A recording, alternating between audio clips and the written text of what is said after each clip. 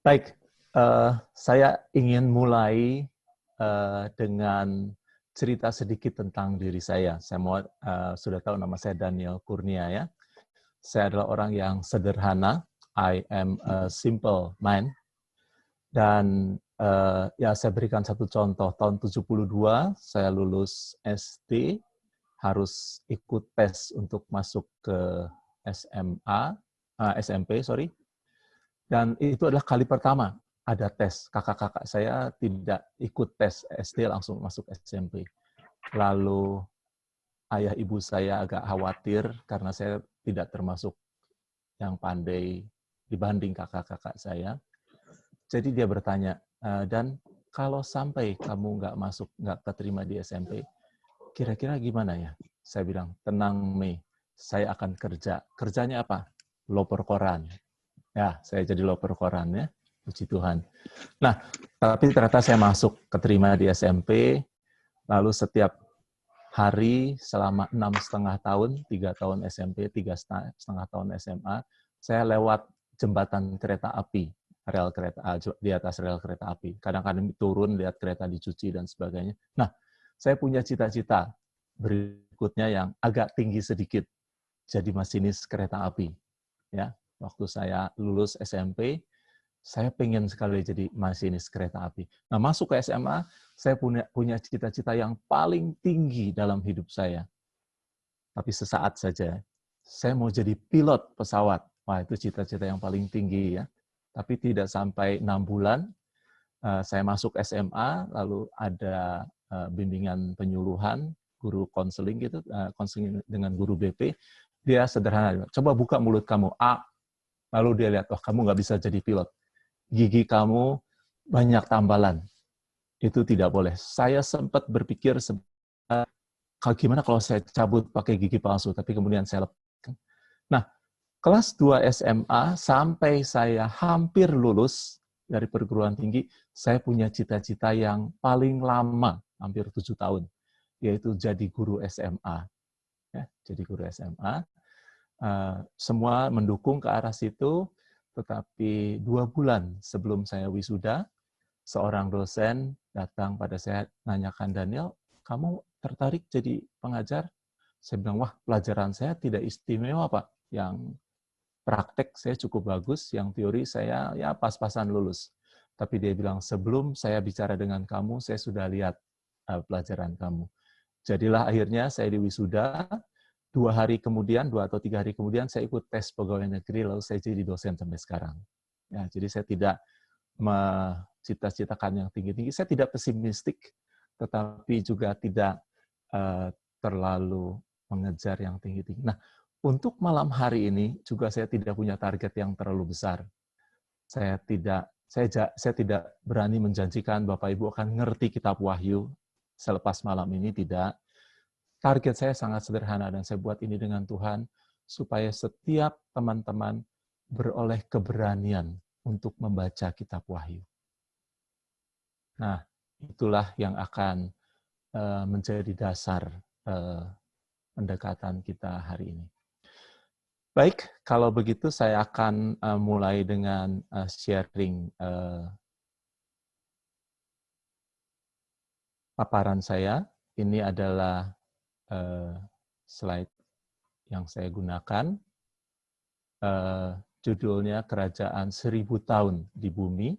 Di situ ada nama saya dan WhatsApp dan juga email yang selalu bisa dihubungi, bahkan setelah acara ini selesai. Jadi selalu terbuka ya. Baik, nah saya akan gunakan laser pointer. Baik, jadi saya mulai dengan membaca satu bagian kitab Wahyu, yaitu Wahyu pasal yang ke-1, ayat yang ke-3. Saya janji pada Tuhan bahwa di mana saja saya membicarakan kitab Wahyu, saya mulai dengan ayat ini. Ayat yang menyebabkan saya berani menyelidiki kitab Wahyu. Berbahagialah ia yang membacakan dan mereka yang mendengarkan, kata-kata nubuat ini dan yang menuruti apa yang ada tertulis di dalamnya, sebab waktunya sudah dekat. Jadi, yang berbahagia adalah siapa?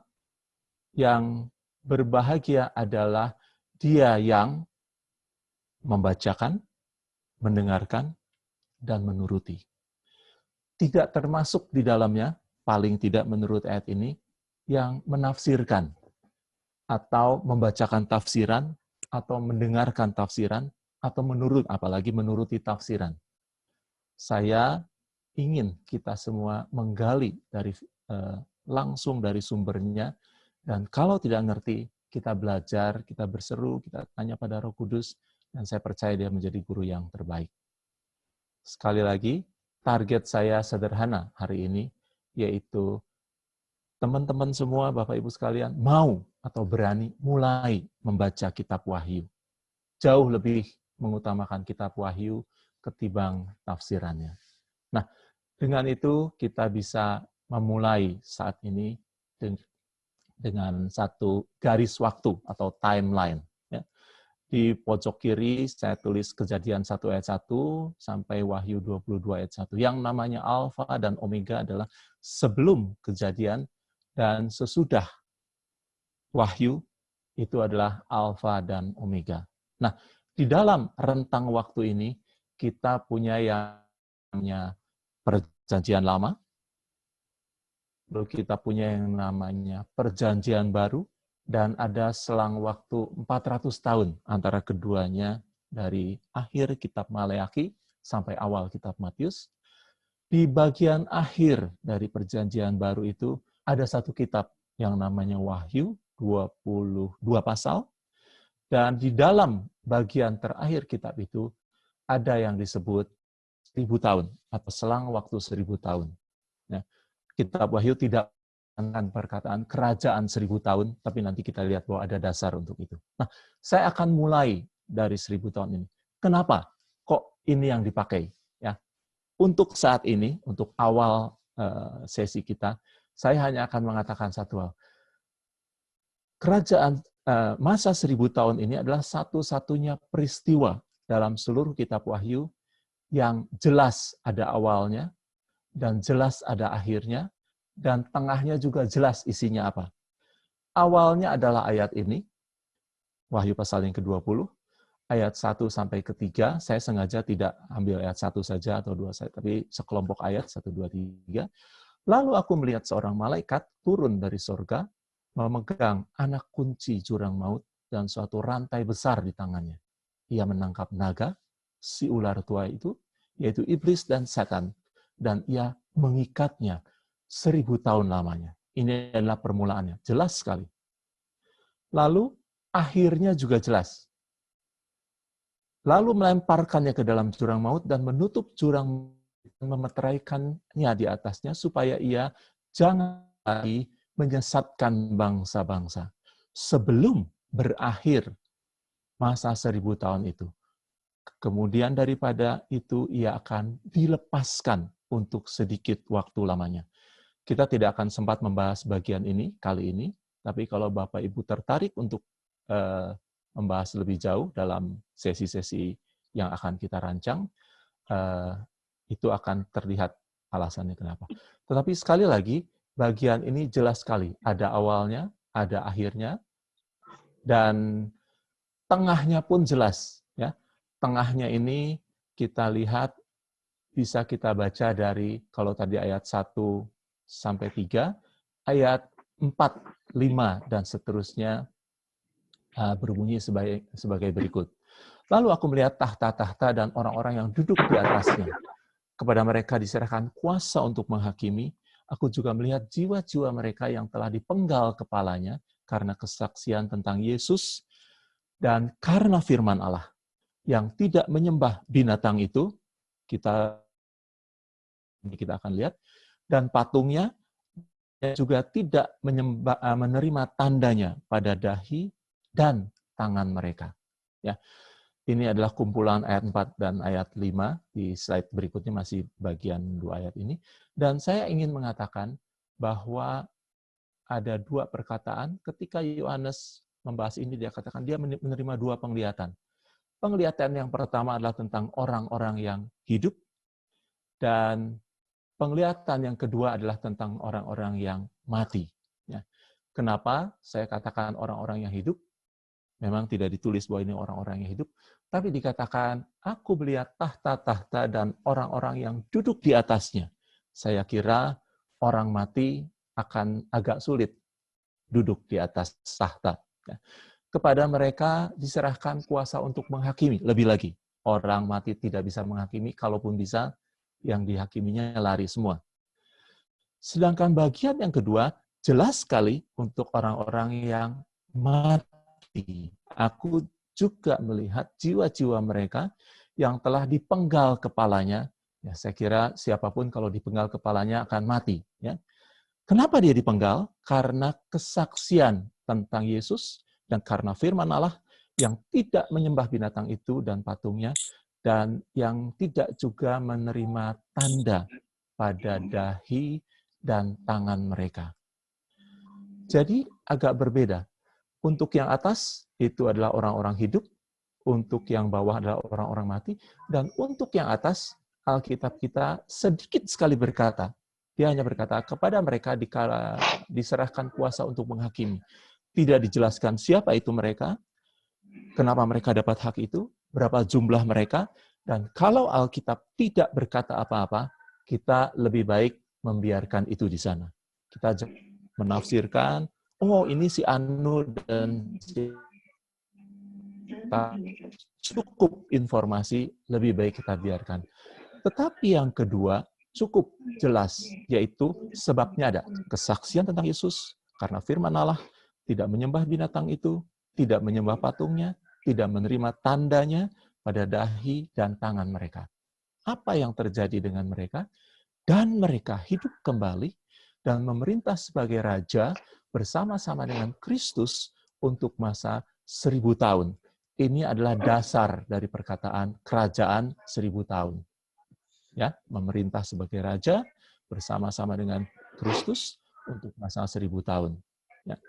Tetapi orang-orang mati yang lain tidak bangkit sebelum berakhir masa yang 1000 tahun itu. Inilah kebangkitan pertama.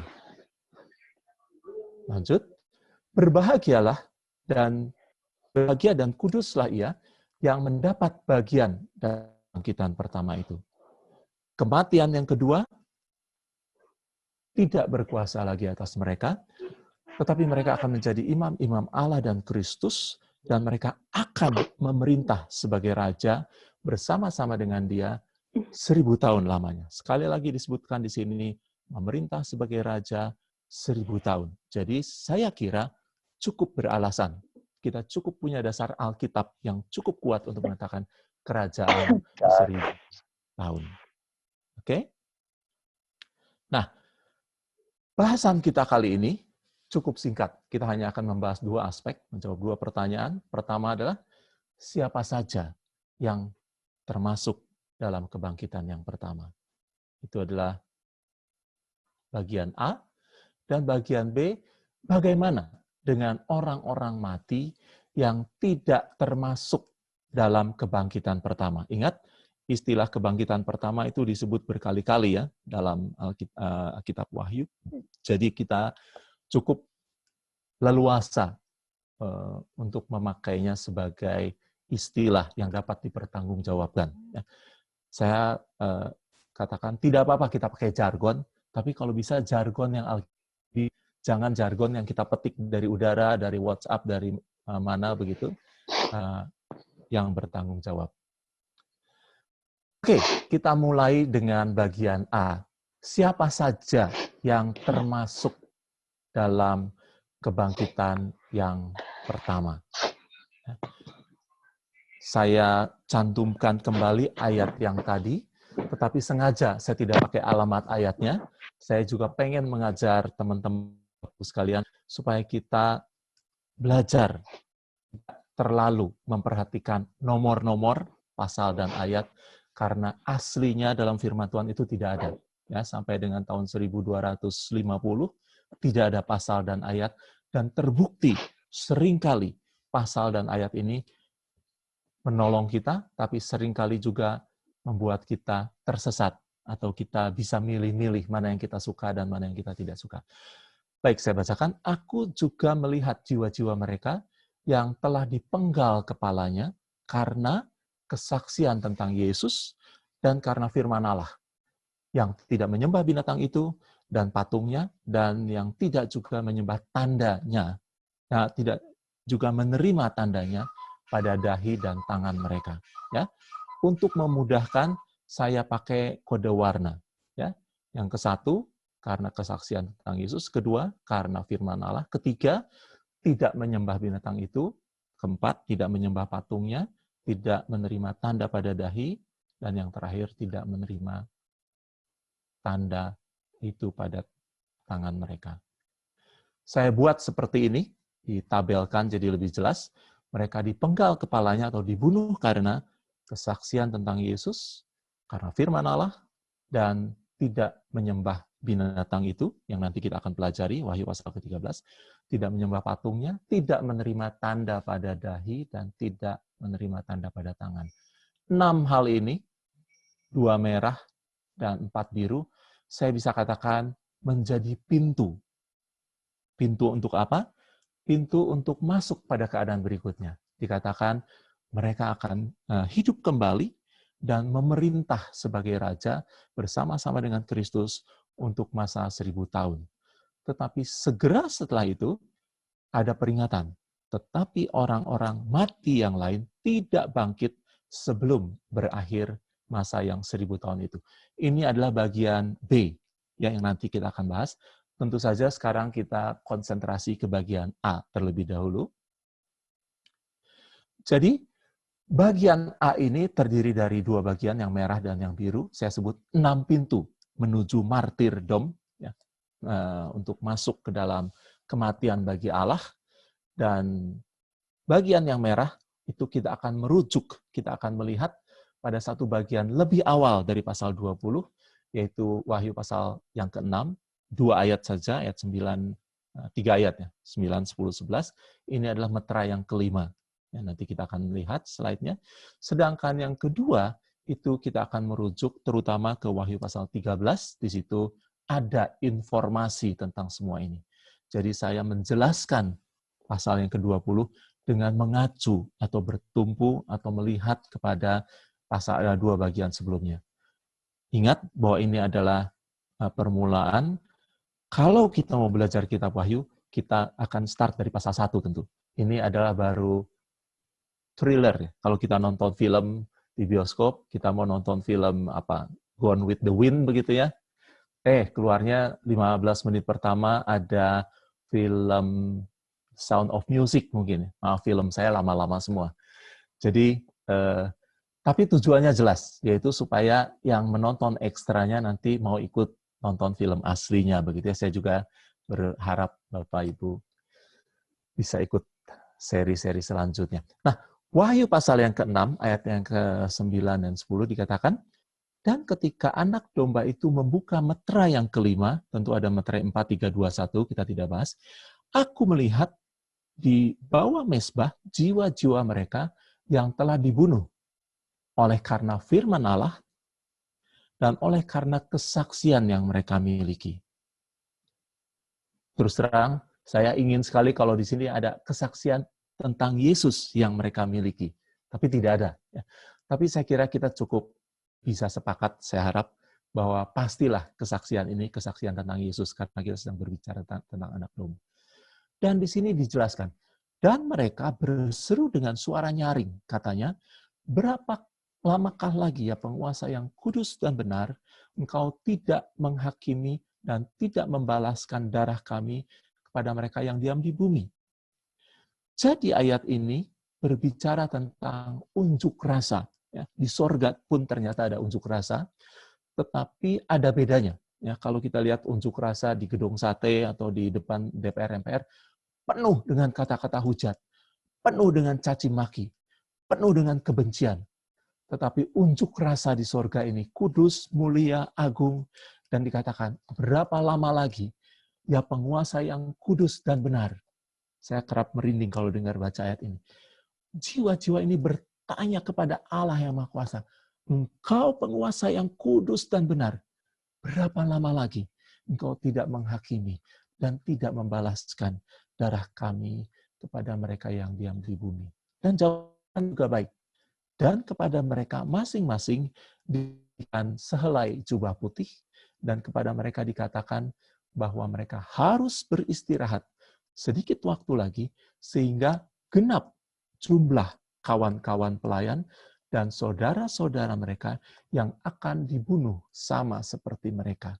Sekali lagi, ini adalah cerita tentang para martir. Ya, kalau tadi kita lihat dua bagian yang mirip sekali dengan yang dua pintu pertama dari martyrdom yang warna merah, hanya saja urutannya terbalik ya. Di sana dikatakan karena kesaksian tentang Yesus dan karena firman Allah. Di sini dikatakan karena firman Allah dan karena kesaksian yang mereka miliki, tetapi dikatakan mereka harus beristirahat masih. Sampai kapan? Tidak tahu. Bukan waktu yang menentukan, tapi jumlah. Sampai genap jumlahnya. Dan Alkitab tidak menjelaskan berapa jumlahnya.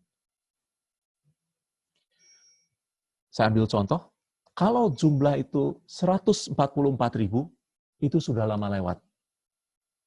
Kalau jumlahnya 1 juta, itu juga sudah lewat dari puluhan tahun yang lalu mungkin. Kalau jumlahnya 10 juta, itu juga sudah lewat. Kita tidak tahu jumlahnya berapa. Tapi satu hari itu akan terpenuhi, dan pada saat itulah orang-orang yang beristirahat ini akan bangkit dan mereka masuk ke dalam kebangkitan yang pertama. Itu adalah dua pintu yang merah. Baik. Nah, kita sudah menyelesaikan bagian yang pertama, kita lihat bagian yang kedua. Kalau bagian yang pertama ini sudah terjadi sejak zaman hari ini, bahkan sebelum hari ini, Tuhan Yesus berkata dengan jelas bahwa martir yang pertama adalah Habel, orang benar itu. Dan martir yang terakhir dalam perjanjian lama adalah Zakaria bin Berekhia. Kata firman Tuhan seperti itu. Tetapi ketika Yesus hidup di dunia ini, ada juga martir.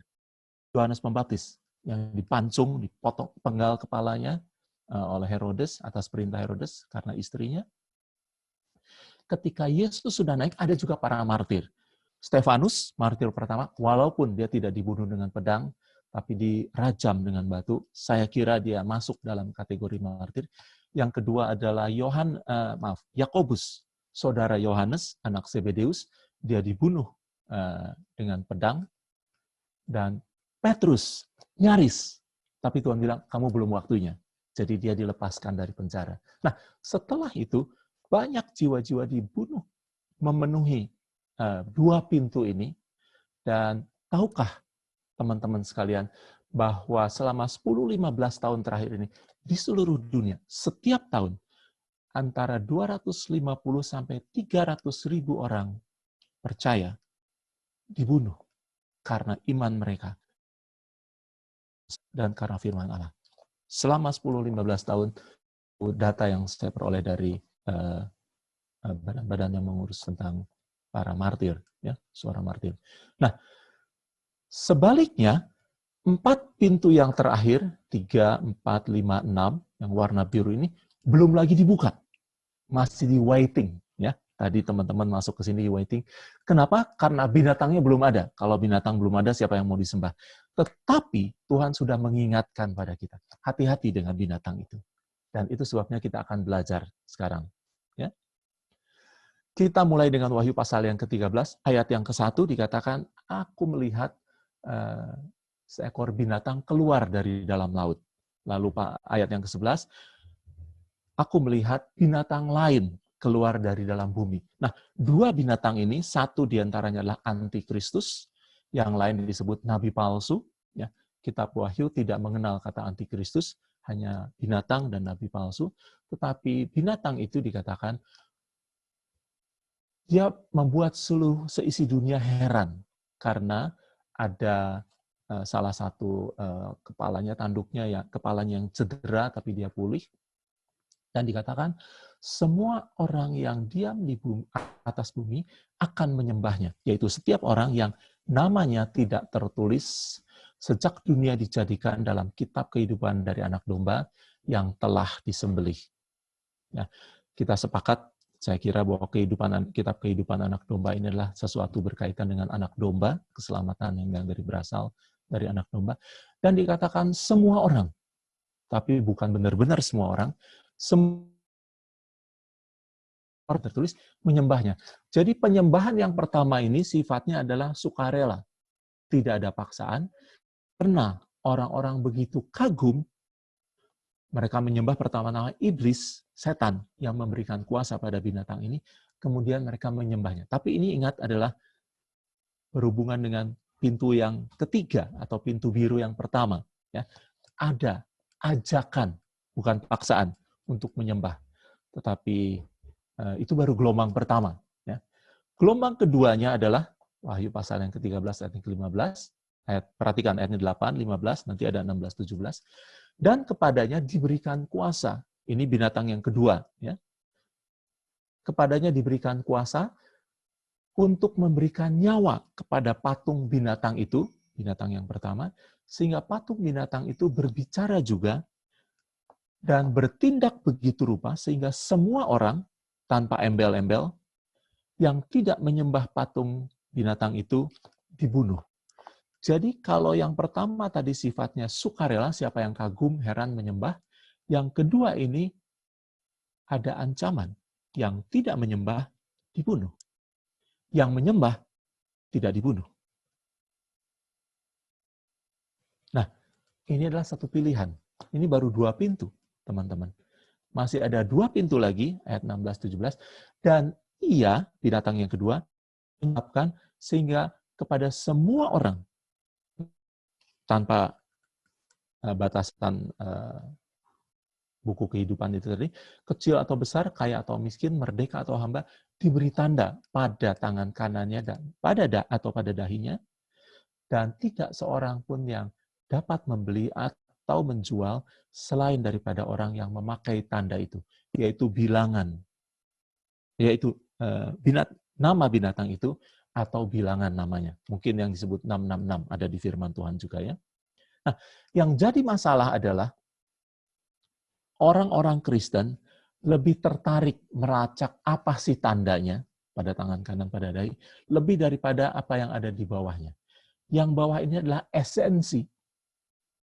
Cirinya mengatakan tujuan dari tanda itu apapun wujudnya tidak bisa menjual atau tidak bisa membeli dan tidak bisa menjual. Ya.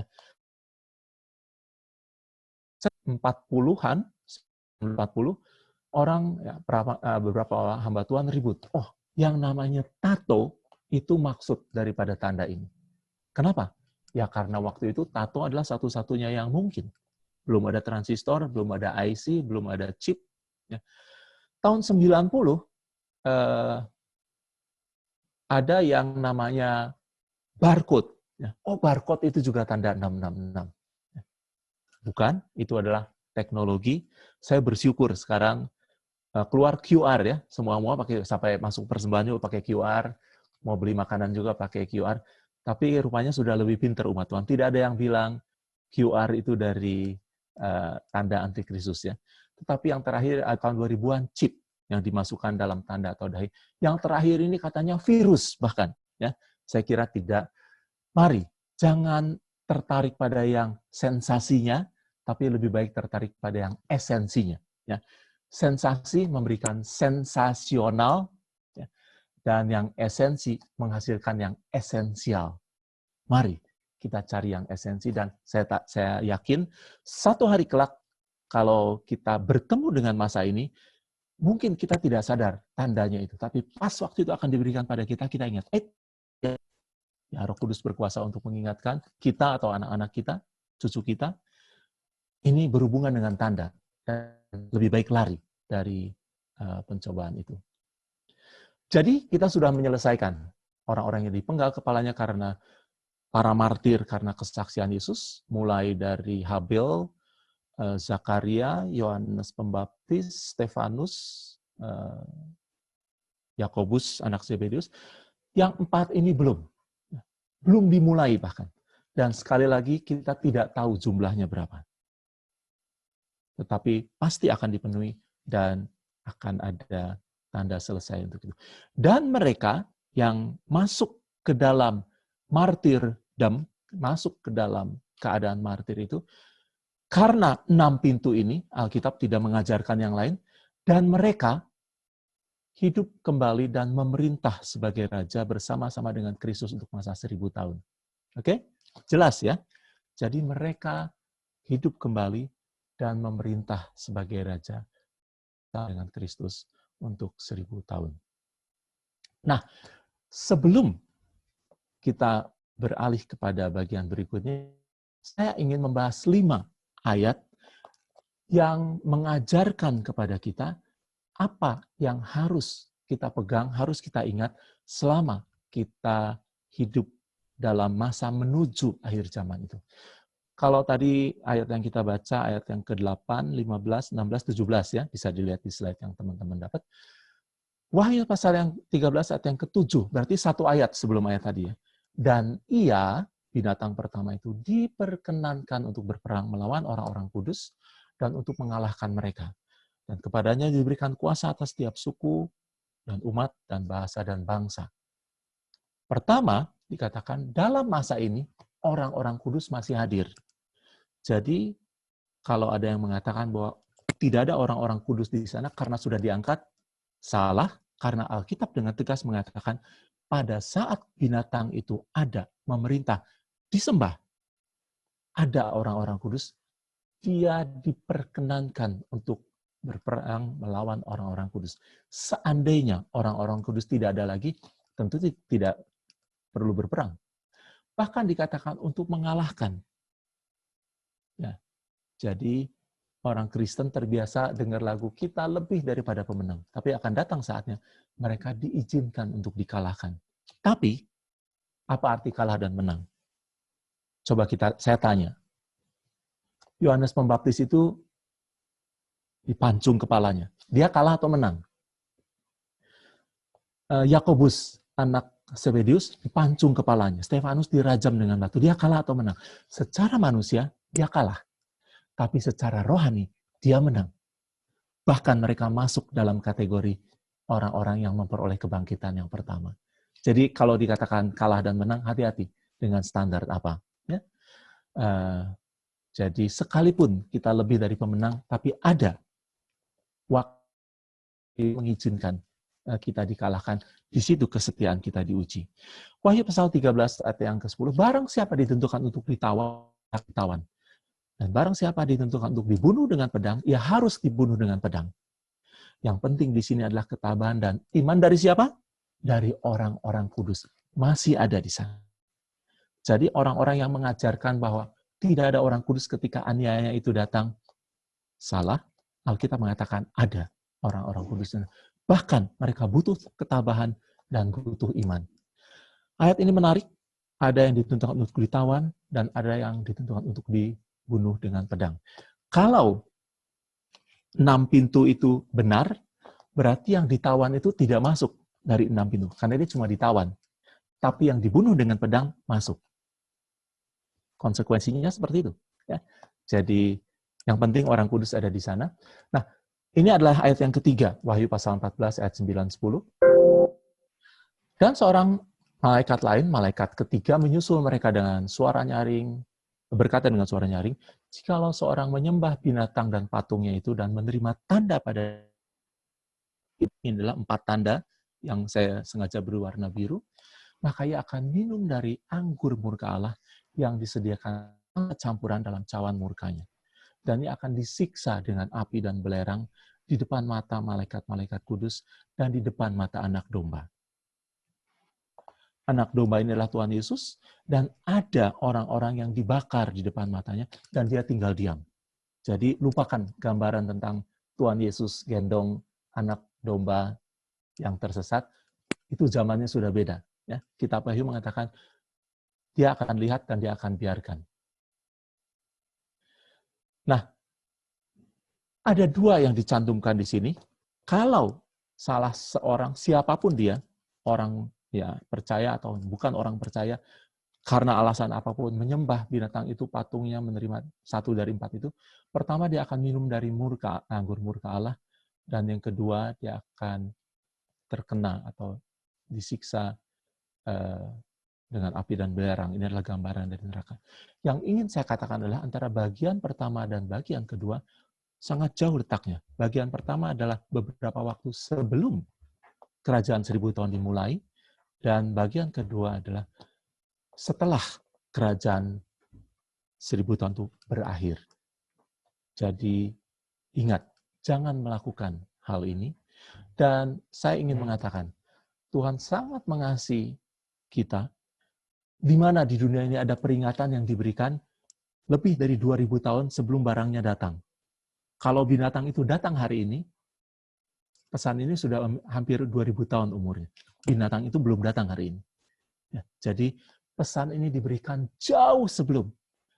Yang jadi masalah adalah orang-orang Kristen tidak mau membaca pesan ini. Mereka senang untuk baca yang lain. Yang keempat, yang penting di sini adalah ketekunan orang-orang kudus. Sekali lagi, ada orang-orang kudus yang menuruti perintah Allah dan iman kepada Yesus. Sekali lagi, ada perintah Allah dan iman kepada Yesus. Ya. Mirip dengan dua pintu yang pertama tadi. Mereka bersama-sama dengan Dia, anak domba, juga akan menang. Yaitu mereka yang terpanggil, yang telah dipilih, dan yang setia. Ini adalah pesan yang kelima. Dengan 5 pesan ini, saya harap kita cukup jelas bahwa orang kudus ada di tengah-tengah aniaya. Nah, kalau itu sudah selesai, maka kita akan masuk dalam bagian yang kedua. Saya stop sebentar, supaya ada selingan begitu ya. Lihat wajah saya lagi, supaya tidak bosan. Nah, kita sudah menyelesaikan bagian yang pertama, bagian siapa saja yang termasuk. Kalau kita teliti membaca di situ, maka saya bisa katakan seperti ini. Ayah saya, dia meninggal tahun 83, Juli 83, karena sakit asma. Ibu saya meninggal, dia umur 63 ya, saya waktu meninggal. Ibu saya meninggal Oktober 2014, karena usia tua. Ya, ayah dan ibu saya tidak masuk dalam kelompok kebangkitan pertama, betul? Ya, pintunya cuma 6. Ya. 6 pintu, tidak masuk. Tapi bukan hanya itu. Abraham, Ishak, dan Yakub juga tidak masuk. Mereka matinya normal. Adam tidak masuk, walaupun umurnya 930 tahun. Metusalah, 969 tidak masuk. Hawa juga tidak masuk. Set juga tidak masuk. Kain juga tidak masuk. Tapi Habel masuk. Tuhan Yesus mengatakan, Habel orang benar itu adalah martir yang darahnya tercurah. Dari zaman Habel, orang benar itu, sampai zaman Zakaria bin Berekia. Nah, kita akan lanjutkan. Jadi tenang, ya. Saya balik ke share screen lagi. Kita lanjutkan. Oke. Nah, bagaimana dengan orang-orang mati yang tidak masuk kategori itu? Ya. Ayah saya masuk di dalamnya, tapi jangan lupa Abraham, Ishak, Daud juga tidak masuk, Nuh juga tidak masuk. Yesaya mungkin masuk, karena sejarah Israel mencatat dia dibunuh matinya.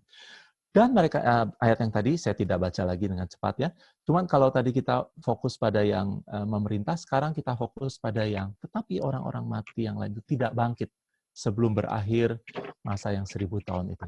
Nah, di dalam orang-orang mati ini ada ayah saya, ada ibu saya, ada Pak Reinhard Bonnke, meninggal Desember lalu, Pak Billy Graham, tapi tidak masuk. Tetapi orang-orang mati yang lain tidak bangkit sebelum berakhir masa yang 1000 tahun itu. Tetapi jangan salah, orang-orang yang tidak bangkit pada masa 1000 tahun itu bukan berarti mereka kena kutuk. Belum waktunya. Ya. Tuhan menetapkan, ada yang ditetapkan untuk masuk di sana dan ada yang untuk tidak. Saya akan, kalau tadi kita baca Wahyu pasal 20 ayat 1, 3, 4, 5, 6, ya, berikutnya ayat 12, mencantumkan, dan aku melihat orang-orang mati, besar dan kecil, berdiri di depan tahta itu, lalu dibuka semua kitab. Dan dibuka juga sebuah kitab lain, yaitu kitab kehidupan, dan orang-orang mati dihakimi menurut perbuatan mereka, berdasarkan apa yang ada tertulis dalam kitab-kitab itu. Kitab-kitab apa? Ada semua kitab, mestinya lebih dari satu, dan kitab kehidupan, ya, yang menyangkut kitab kehidupan anak domba dikatakan. Nah, saya kira tidak ada masalah dengan bagian atas ayat ini, tapi ada beberapa orang yang terganggu dengan bagian di bawahnya. Apakah kita dihakimi menurut perbuatan kita? Apakah ini tidak bertentangan dengan Efesus 2 ayat 8-9? Sebab karena kasih karunia, kamu diselamatkan oleh iman, itu bukan hasil usahamu, tapi pemberian Allah. Itu bukan hasil pekerjaanmu. Jangan ada orang yang memegahkan diri. Tampak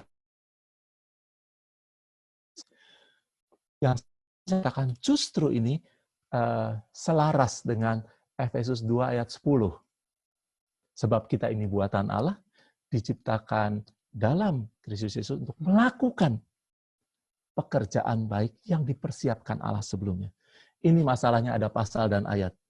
Banyak orang berkata amin untuk Efesus 2 ayat 8 dan 9, dan tidak amin, atau bahkan amit dengan pasal dan ayat itu menjadi satu kesatuan. Kita tidak bisa pilih yang mana. Masalah ini baru timbul karena ada orang yang tidak mau tahu Efesus 2 ayat 10, tapi pengen mengambil haknya dari Efesus 2 ayat 8-9. Tidak bisa. Ingat, kitab Wahyu menyatakan ini, saya ingin katakan, lebih baik kita percaya.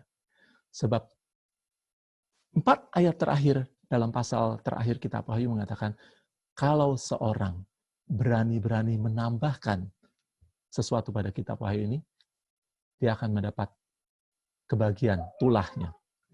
Kalau seorang berani mengurangkan, lebih parah. Dia dicabut hak untuk pohon kehidupan dan dari kota kudus itu, Yerusalem baru. Tidak main-main. Saya memutuskan untuk percaya pada ayat ini. Nah, karena ayat ini cukup menggoncangkan, tentu kita tidak putuskan sarang, dan kita akan selidiki lebih jauh, kita terbuka. Minimal kita terbuka hari ini. Kita tidak sembunyikan Wahyu 20 ayat 12 ini. Kalau nggak ngerti, nggak apa-apa. Yuk kita pelajari sama-sama. Alkitab diberikan untuk dibaca, supaya kita ngerti. Bukan untuk kita tutup mata. Ya. Tutup mata, tutup kuping, bukan itu yang Alkitab. Mari. Kalau kita, loh kok ini tabrakan? Seolah-olah, saya katakan seolah-olah. Tapi sebenarnya tidak. Baik, kita akan pelajari ayat-ayat yang lain. Dari Daniel 12 ayat yang kedua. Dan banyak dari antara orang-orang yang telah tidur dalam debu tanah, mati maksudnya, meninggal, akan bangun, sebagian untuk mendapat hidup yang kekal, dan sebagian untuk mengalami kehinaan dan kengerian yang kekal. Jadi kebangkitan orang mati itu serentak untuk orang yang menuju hidup kekal dan untuk orang yang menuju hukuman kekal. Jadi kalau saya katakan ayah saya, ibu saya belum atau tidak termasuk dalam kategori kebangkitan pertama, dia akan bangkit di sana, dan sebagian akan masuk dalam hidup yang kekal. Saya percaya ayah dan ibu saya akan masuk di sana karena ya saya beberapa bulan sebelum saya meninggal, kami berbicara empat mata, dan dia masih teguh dalam hal keyakinan keselamatannya dia pada Yesus dan tidak bergantung.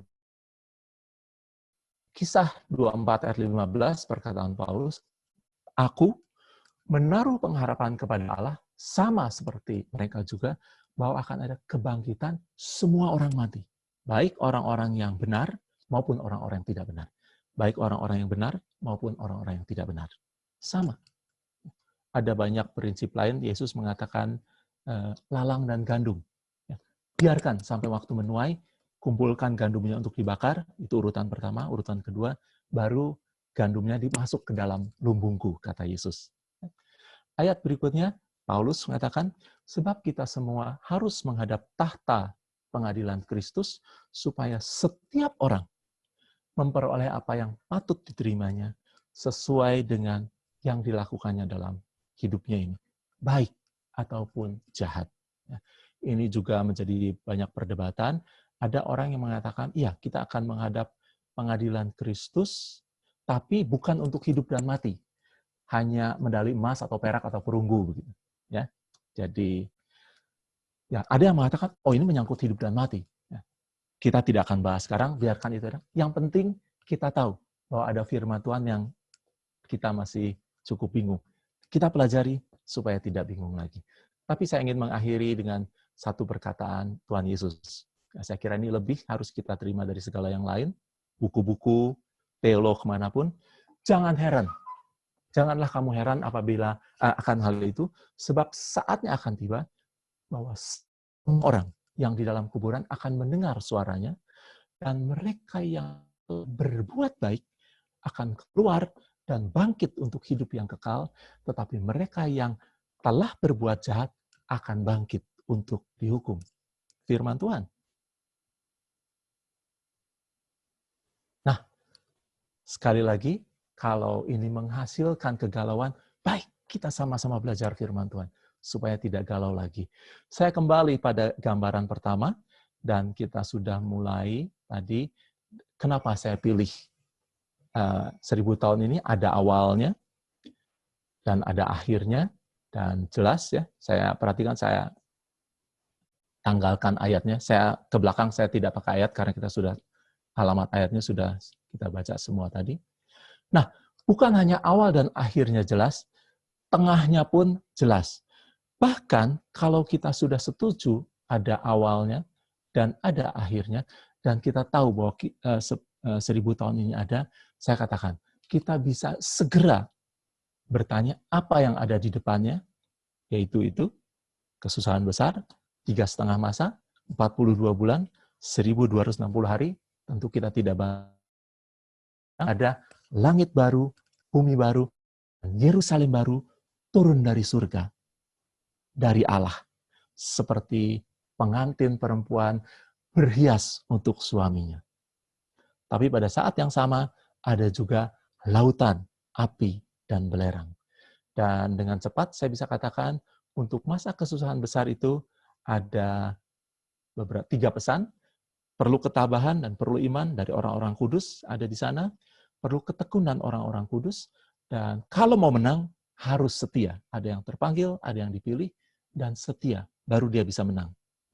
Sedangkan untuk ujung belakangnya, dikatakan, berbahagia dan kuduslah ia, yang mendapat bagian dalam kebangkitan pertama. Ingat, kebangkitan pertama adalah di sini, awal kedatangan 1000 tahun. Kematian yang kedua, ini adalah kematian yang kedua, tidak berkuasa lagi atas mereka. Jadi, kalau teman-teman masuk di sini, siapa di antara kita, itu bablas masuk ke situ. Karena yang ini tidak berkuasa lagi. Ya. Kenapa 1000 tahun? Kalau hidup 1000 tahun itu artinya itu lebih lama 70 tahun daripada Adam hidup. Hidupnya Adam. Atau 31 tahun dari Metusalah. Ya. Dan Adam dan Metusalah dikatakan, lalu ia mati. Tetapi orang-orang yang masuk di sini tidak mati lagi, karena tidak ada kematian yang berkuasa atasnya, dia langsung masuk, yang menjadi imam-imam Allah. Baik, yang berikutnya dikatakan, dan orang mati dihakimi menurut perbuatan mereka, berdasarkan apa yang tertulis di dalam kitab-kitab itu. Ini yang kita tidak suka, jadi harus kita pelajari. Ya. Dan banyak dari antara orang-orang yang telah tidur dalam debu tanah akan bangun, kata Nabi Daniel, sebagian untuk mendapatkan hidup yang kekal di sini, dan sebagian untuk mengalami kehinaan dan kengerian yang kekal di situ. Ya. Sebab kita semua harus menghadap tahta pengadilan Kristus, supaya setiap orang memperoleh apa yang patut diterimanya sesuai dengan apa yang dilakukannya dalam hidupnya ini, baik ataupun jahat. Dan terakhir, saya senang untuk mengakhiri sesi ini dengan satu ayat firman Tuhan, perkataan Yesus, saatnya akan tiba, bahwa semua orang yang dalam kuburan akan mendengar suaranya, dan mereka yang telah berbuat baik akan keluar dan bangkit untuk hidup yang kekal.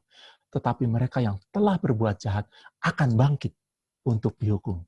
kebangkitan, tapi 2 jurusan. Hidup yang kekal, hukuman yang kekal.